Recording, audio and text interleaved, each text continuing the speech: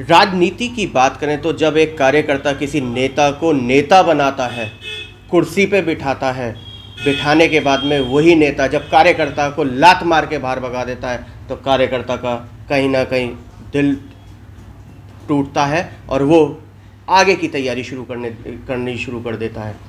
ऐसे ही हमारे बीच में कद्दावर नेता नहीं, मैं कार्यकर्ता कहूँगा, जिन्होंने सैकड़ों की संख्या में न जाने किस किस को कुर्सी पे बिठाया और कुर्सी से उतरते हुए भी देखा। हमारे बीच में रणजीत सिंह नागर साहब हैं, जो कि वर्तमान में आम आदमी पार्टी के, मैं ये कहूँगा, कर्मठ कार्यकर्ता हैं। नागर साहब, बहुत बहुत स्वागत, बहुत बहुत अभिनंदन। कार्यकर्ता की बात करें, सैकड़ों को आपने चुनाव लड़वाया, जी जी जी, क्या कहेंगे? देखो, सन 83 से मैं राजनीति में सार्वजनिक जीवन में हूँ जी। बहुत लोगों को चुनाव लड़ाया, काम किया और ज़मीनी स्तर पर काम किया, बहुत लेवल से बात है आप तक पहुँचे। लेकिन फिर जो आपने अभी बात कही, दुखी सी बात का होता है कि कार्यकर्ता की अनदेखी करके जो लोग मौका प्रस्त लोग हैं जी, वो पार्टी में आकर के समय पर पैसे के बल पर टिकट हासिल कर जाते हैं। फिर जब ठेस पहुँचती है, भावनाओं को बड़ी दुख होता है जी, और इससे मनोबल भी टूटता है। क्या इसी को ही हम राजनीति कहेंगे? जी, मैं तो ऐसी राजनीति नहीं कह सकता इसको। और राजनीति करने का जो मेरा उद्देश्य है वो सेवा है जी।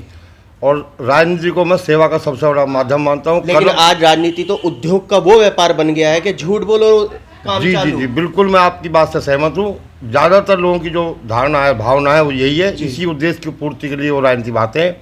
50 लाख लगाओ, 1 करोड़ रुपए लगाओ, 2 करोड़ लगाओ, 200 करोड़ रुपए कमाओ, 300 करोड़ रुपए कमाओ। यही मकसद उन लोगों ने बनाया था। लेकिन हम तो जमीन पर काम करते हैं। हम आज भी अपने आप को कार्यकर्ता ही मानते हैं। हमारी सोच, हमारी भावना कार्यकर्ता की है और ईमानदारी से लोगों की सेवा करना चाहते हैं। राजनीति में अगर पद मिल जाता है तो कर्म की ताकत मिल जाती है, उससे हम ज़्यादा लोगों की सेवा कर पाएंगे। ये उद्देश्य है। नागर साहब, आपने न जाने कितने लोगों को कुर्सी पे बैठाया और कुर्सी से उतरते हुए भी देखा, मगर आप पीछे रहे। उसका कारण सिर्फ ये रहा कि मेरी राजनीति कुछ सिद्धांत की राजनीति है। मैं चापलूसी करना पसंद नहीं करता। मैं अपने काम के दम पर, अपनी ईमानदारी के दम पर, अपनी मेहनत के बल पर कुछ हासिल करना चाहता हूँ। लेकिन राजनीति में तो पहला अध्याय यहीं से शुरू होता है कि चापलूसी, चमचागिरी और चरण वंदना का जो करेगा वही मेवा पाएगा। जी, मैं आपकी बात सहमत हूँ। लेकिन देखो, राजनीति की दो धाराएं हैं, एक मर्सी पॉलिटिक्स, एक प्रेशर पॉलिटिक्स। जी जी जी। मैं वो मर्सी पॉलिटिक्स, चापलूसी की राजनीति मेरे से नहीं होती है, क्योंकि मेरा एक जो कहते हैं स्वाभिमान की मैं बात करता हूँ। अपने स्वाभिमान के साथ और सम्मान के साथ मैंने पूरे जीवन न समझौता किया है, न करूँगा। और कुछ हासिल हो ना हो इसका मतलब नहीं है। लगातार जब तक है, शरीर काम कर रहा है, सांस है, आस है, उम्मीद भगवान पर है और यकीन, भरोसे और विश्वास का रिश्ता है, उसको कायम रखता हूँ। घोंडा विधानसभा के घोंडा वार्ड में आप रहते हैं जी। क्या कहना चाहेंगे? वर्तमान हालात तो यहाँ के, देखो, वर्तमान हालात तो मैं भी महसूस कर रहा हूँ। मैं भी 1 साल से तैयारी कर रहा था। पार्टी की दावेदारी मैंने की, नगर निगम की, यहाँ वार्ड 46 से जी, और मजबूत दावेदारी की है। मुझे अपनी पार्टी पर भरोसा है, अपने पार्टी के नेता केजरीवाल जी भरोसा है जी। अब वो जो आम आदमी पार्टी ईमानदारी की बात करती है, आम आदमी की बात करती है, तो मैं आम आदमी हूँ और ईमानदारी का कहीं भी मेरे बारे में पता किया सकता है। आप भी कर सकते हैं जी। कभी मैंने जीवन में ऐसा किया नहीं, सब आपके सामने। रणजीत नागर साहब, आपको कितने साल हो गए पार्टी की सेवा करते? मैं सन 13 में जब पार्टी बनी, जब से जुड़ा था। और इनसे पहले मैं केजरीवाल जी का जो परिवर्तन जिन्होंने बढ़ा रखा था, एनजीओ नन्नगरी में, सतपाल नागर साहब है हमारी, हमने घर किया, उनके साथ में उससे जुड़ा हुआ था। जब इन्होंने भ्रष्टाचार के खिलाफ ये आंदोलन हुआ, रामलीला मैदान में अन्ना हजारे जी तो बैठे, तभी से मैं भावनात्मक रूप से जुड़ गया। तो जैसे ही पार्टी का गठन हुआ तो पहला विधानसभा चुनाव यह जो लड़ाया था वो हमने लड़ाया था।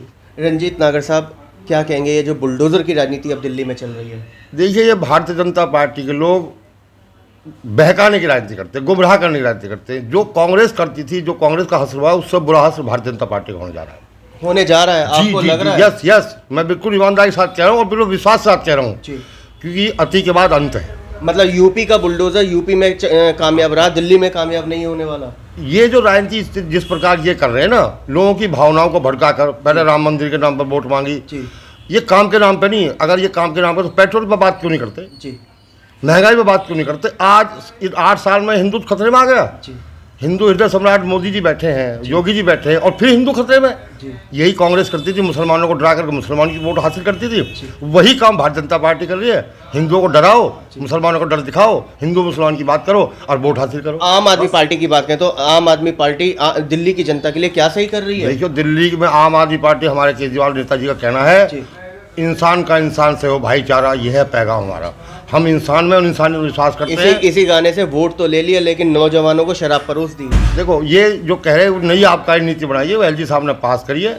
आज आप देखो, सरकारी दिल्ली ऐसा राज्य था जिसमें सरकारी उसमें शराब बिकती थी, और पूरे देश में हर राज्य में शराब ठेके छुटते हैं, बोली लगते छुटती है।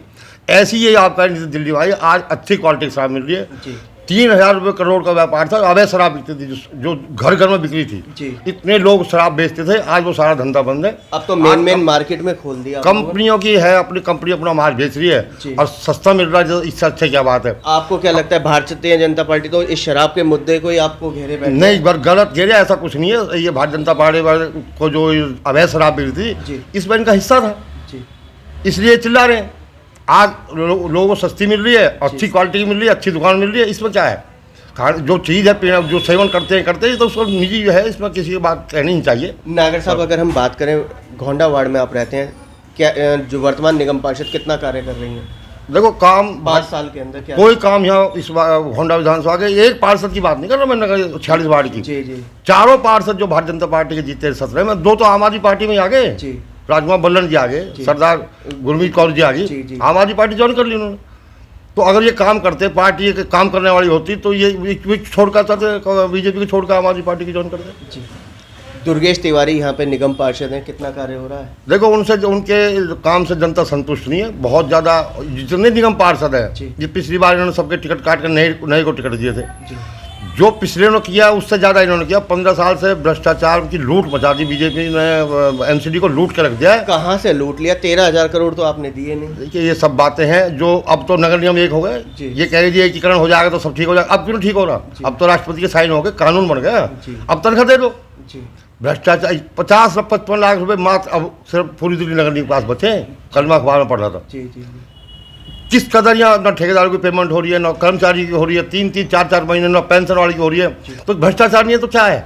आज हिसाब दे दो। दिल्ली सरकार बराबर हिसाब बता रही है, इतने पैसे एमसीडी को दिए, ये बता दो ईमानदारी से साहब। नागर साहब, दिल्ली के अंदर 2 महीने बाद में एमसीडी में चुनाव में उतरने जा रही है, क्या नजर आ रहा है, कौन आएगी पार्टी में? आम आदमी पार्टी 200 पर सीटें लेकर आ रही है, और मेयर दिल्ली में आम आदमी पार्टी को नहीं। भारतीय जनता पार्टी कुछ भी कर ले, दिल्ली की जनता मन बनाए बैठी है।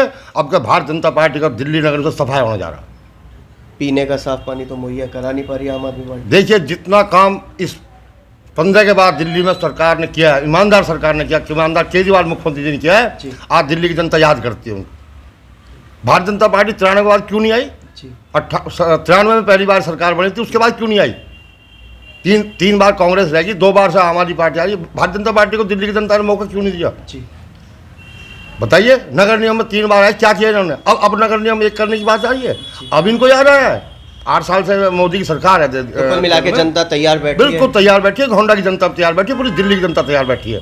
ये कुछ भी कर रहे हैं, नगर निगम में भारतीय जनता पार्टी को सोपड़ा सवाल हो जाएगा और आम आदमी पार्टी फिर से मेयर बनेगा।